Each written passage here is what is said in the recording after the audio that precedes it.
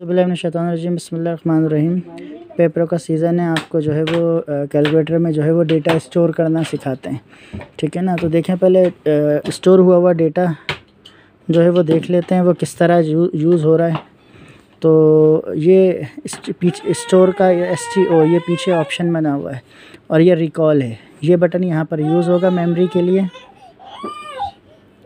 तो देखें अगर मुझे रिकॉल करना हो तो A डेटा में ये 5555 सेफ़ है, इसी तरह रिकॉल करना हो B में 55 सेफ़ है, रिकॉल करना हो C में कुछ भी नहीं है, रिकॉल करना हो X में कुछ नहीं है।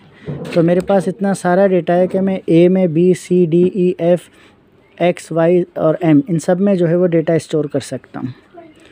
तो देखें कैसे करेंगे। सबसे पहले क्लियर करें, शिफ्ट दबाएं, CLR, ये 3 आ गया तो यहाँ 3 प्रेस करें और =, ये रीसेट हो गया, यानी जितना डेटा था वो आपका उड़ गया। तो ये याद रखिएगा, हर दफ़ा जब सेव करेंगे तो रीसेट कीजिएगा। शिफ्ट क्लियर, शिफ्ट क्लियर 3 =,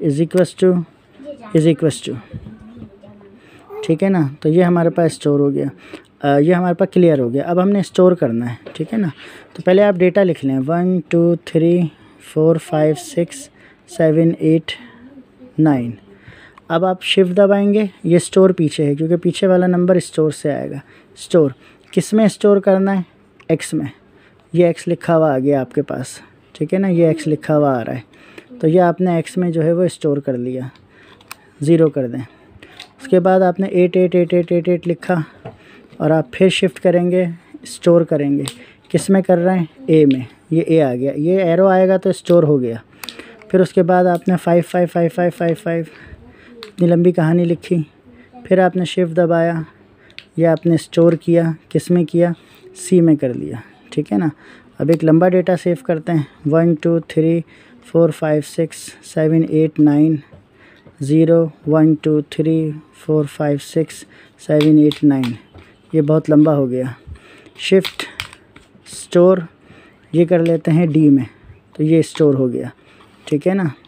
तो इसी तरह जितने भी आपने जो है वो X व Y तक भी ले आएँ, ठीक है। अब आपने जो है वो सपोज़ दैट आपने यहाँ पर लिखा, आपने शिफ्ट दबा के X,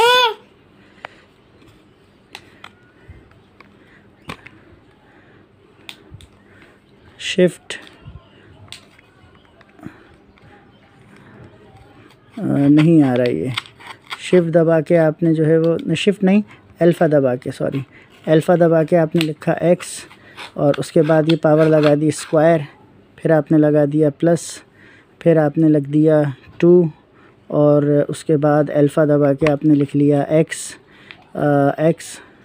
ठीक है ना। फिर ये आपका माइनस और ये आपका 5, तो ये आपका फार्मूला बन गया, ठीक है ना। तो ये फार्मूला बन गया। अगेन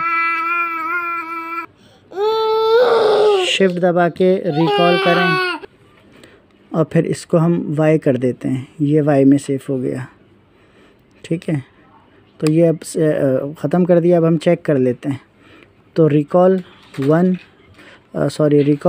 रिकॉल A में ये डेटा था, रिकॉल B में ये डेटा था, रिकॉल X में ये डेटा था हमारे पास, और रिकॉल अगर ये सेव हुआ है Y में, तो देखें ये Y में हमारे पास डेटा था,